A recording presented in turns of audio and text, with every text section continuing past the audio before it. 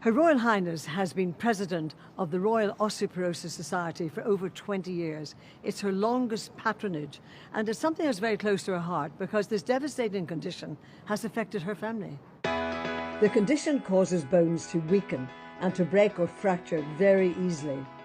A sudden impact, a fall, or even a cough or sneeze can result in a broken bone.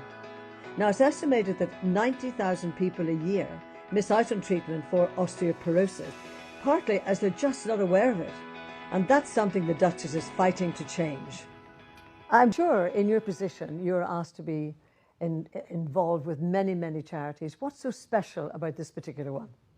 Well, this charity is a charity really close to my heart because both my grandmother and my mother died as a result of osteoporosis. My mother, I think, went to see everybody you could possibly think of, and they all said the same thing: sorry, you're old. And we just watched her shrinking before our eyes. How traumatic was that for the rest of the family, to watch pain? It was terrible because we didn't know anything about it. So at some point we thought, well, is she making a great fuss about all this? When she moved or you touched her, she literally screamed. And I remember when a friend of hers came in one day just to give her a hug, her rib broke. I mean, it was as bad as that. Complete debilitation. The thing about osteoporosis is you can prevent it, but you can't cure it. How do you prevent it? Well, you have to prevent it by taking a look at yourself and saying, look, you know, I don't want to have this disease, so you must take a lot of exercise. Walking in particular is the best thing. I don't think young people, whether you're female or male, I don't think they realise that when they're young, what they're putting into their body, how that's going to determine the density of the bones at my age, for example. I think we all think we're immortal, don't we, when we're young? You know? I'm getting to the stage where I don't.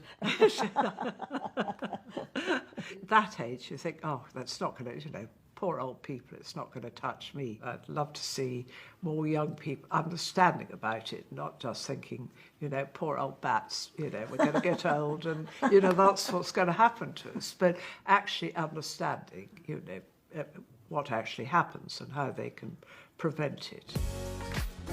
Valerie was only 40 years old when she was diagnosed with a rare form of osteoporosis. The condition first developed about 6 weeks after I had my first child. I found myself in excruciating pain. Osteoporosis associated with pregnancy is a rare condition when bones break easily, usually in the spine or occasionally the hip, around the time a woman is giving birth. I wasn't able to pick him up from his crib. I wasn't able to change his nappy. I wasn't able to hold him, and it was hideous. I went to see my GP in January 2017. Then there was a period of another year of having various tests, various scans, trying to identify what the cause of the problem was, because nobody automatically thinks, oh, there's a 40-year-old with immense back pain. Oh, it must be osteoporosis. So almost 2 years after Douglas was born, for me to be told that I had osteoporosis and I had fractured 2 vertebrae. Since her diagnosis, Valerie has been working hard to boost her bone strength, and she manages the condition through regular exercise, diet and vitamin supplements. You have young people in your family.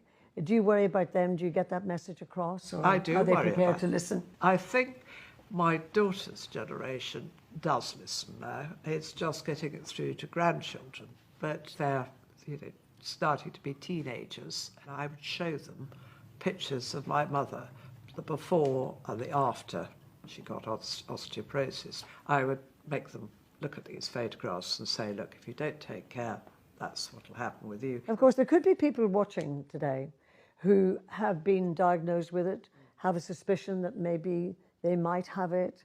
What would you say to them? I think the first thing, they ought to go straight to their GP. Any suspicion at all, you know, just go and seek advice.